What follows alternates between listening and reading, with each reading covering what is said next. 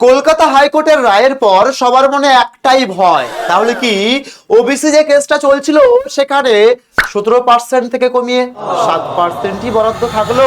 ইতিমধ্যে একটা ভয় কাজ করছে, যে সমস্ত রিক্রুটমেন্ট গুলো প্রায় শেষের পথে, তাদের রেজাল্ট বার হলেই নিয়োগ প্রক্রিয়া সম্পন্ন হবে, সেগুলোও কি তাহলে 7% হারেই নিয়োগ হবে?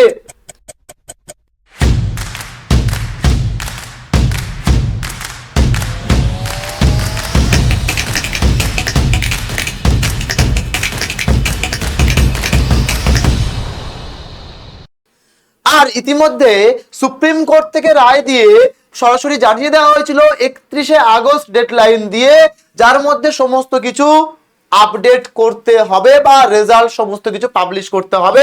তাহলে কি এই মাসেই আসতে চলেছে রেজাল্ট? সমস্ত কিছু জানবো আজ এই ভিডিওর মাধ্যমে। তাই ভিডিওটা প্রথম থেকে শেষ পর্যন্ত দেখতে একেবারেই ভুলবে না, কারণ এই ভিডিও তোমার জন্য কিন্তু প্রচুর প্রচুর এবং প্রচুর হেল্পফুল হতে চলেছে।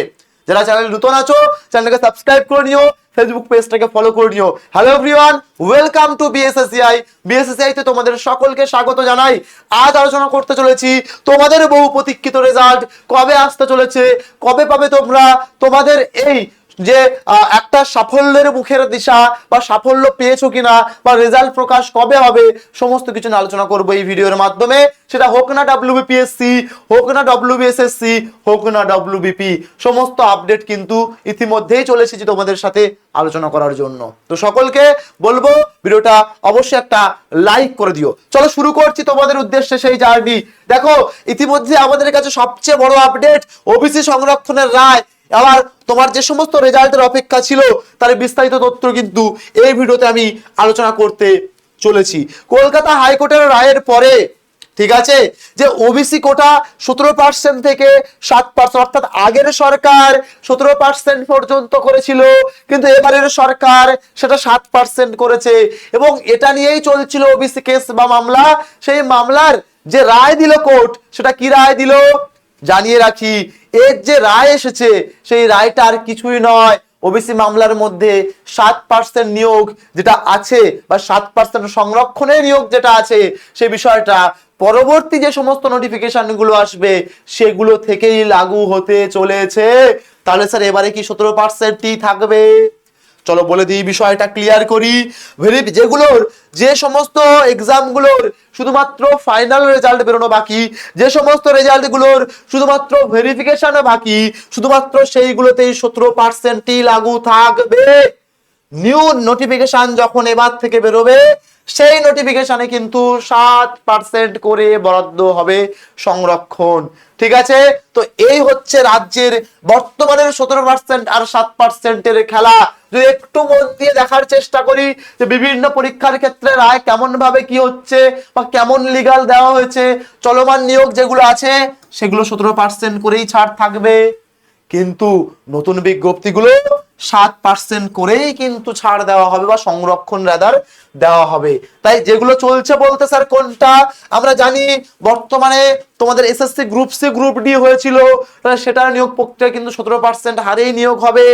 ঠিক আছে, এবং বাকি যেগুলো নতুন আসবে, নতুন পরীক্ষা হবে, সেগুলো কিন্তু 7% সংরক্ষণেই নিয়োগ হবে। এটা আমরা কোথা দিয়ে জানতে পেরেছি? ইতিমধ্যেই দা টেলিগ্রাফ আগস্টের, অর্থাৎ আজকের দা টেলিগ্রাফ, যদি তুমি নিউজ পেপারটা ফলো করো সেখানে দেখতে পাবে দা টেলিগ্রাফে পরিষ্কার বলে দেওয়া হয়েছে যে সাংবাদিকরা 17% ওবিসি কোটায় নিয়োগ করবে। এটা এমনটাই রায় দেওয়া হয়েছে হাইকোর্ট থেকে। এটি গ্রুপ সি এবং গ্রুপ ডি পদের ক্ষেত্রে 17% ছাড় পাওয়ার জোরালো সম্ভাবনা তৈরি করে দিয়েছে। এবং এই ওবিসি মামলা জানো তোমরা মিটে গিয়েছে। তাহলে কোনটা হবে, কিভাবে হবে? যেহেতু এটা আগের নিয়োগ গ্রুপ সি গ্রুপ ডি, তাই 17% বহাল থাকবে।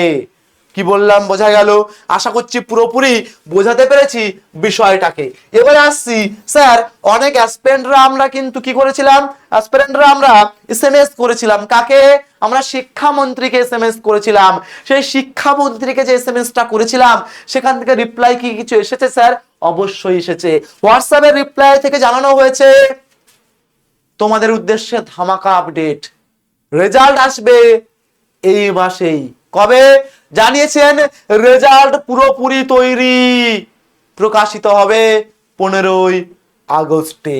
হ্যাঁ ঠিকই শুনছো, রেজাল্ট একেবারে তৈরি হয়ে আছে এবং পরিষ্কারে জানিয়ে দিয়েছে 15 আগস্ট রেজাল্ট কিন্তু প্রকাশিত হওয়ার সময়সূচি। অর্থাৎ রেজাল্ট প্রকাশ হবে কবে? শিক্ষামন্ত্রী যেটা হোয়াটসঅ্যাপের চ্যাটে রিপ্লাই দিয়েছে সেখানে পরিষ্কার বলেছে যে 15 আগস্টের মধ্যে আমরা সমস্ত রেজাল্ট পাবলিশ করে দিতে পারি, এরকম একটা পসিবিলিটি দেখিয়েছেন। তবে কোর্ট কি বলেছে? কোর্ট বলেছিল 31 আগস্টের মধ্যে সব কমপ্লিট করতে, আর এই মাসের 15 তারিখেই শিক্ষামন্ত্রী উনি বলে দিয়েছেন যে সমস্ত রেজাল্ট বা বিভিন্ন যে সমস্ত নোটিফিকেশন বেরোনো বাকি আছে তার পরপরই সমস্ত কিন্তু শুরু হয়ে যাবে। তবে রেজাল্ট আসার সম্ভাবনা, প্রবল সম্ভাবনা হতে চলেছে কবে? আগস্টের 15 তারিখে। তাহলে বুঝতে পারছি ব্যাপারটা। সুপ্রিম কোর্টের ডেডলাইন কি ছিল?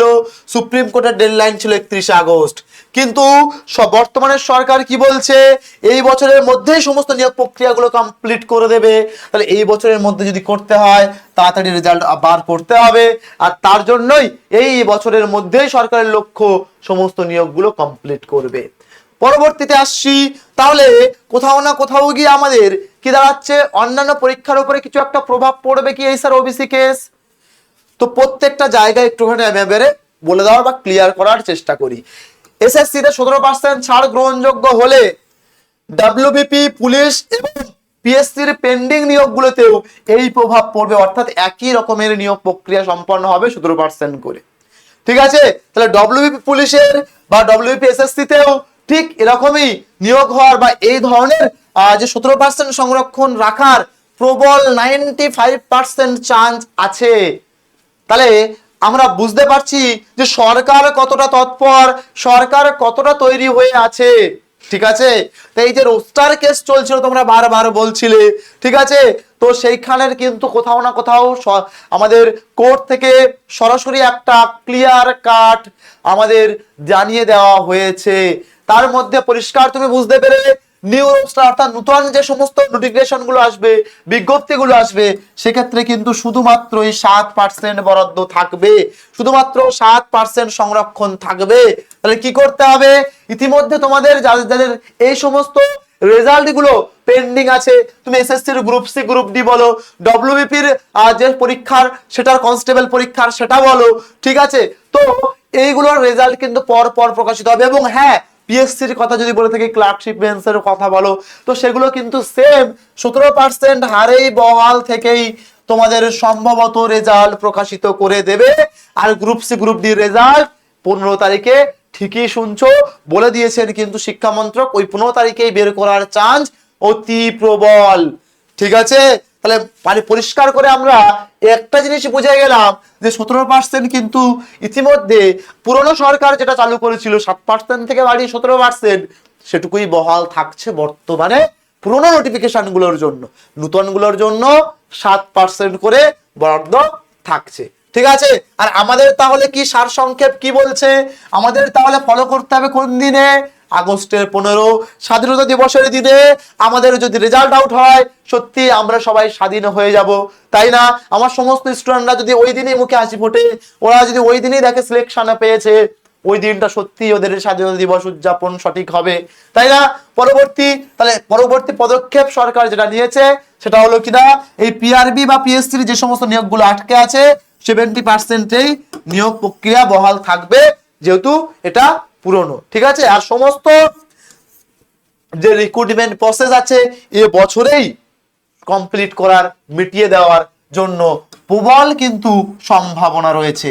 তো আশা করছি বোঝা গেল এই 7% নাকি 17%, 17% নাকি 7% বা রেজাল্ট কবে, তার সম্পূর্ণ আপডেট এই ভিডিওর মাধ্যমে।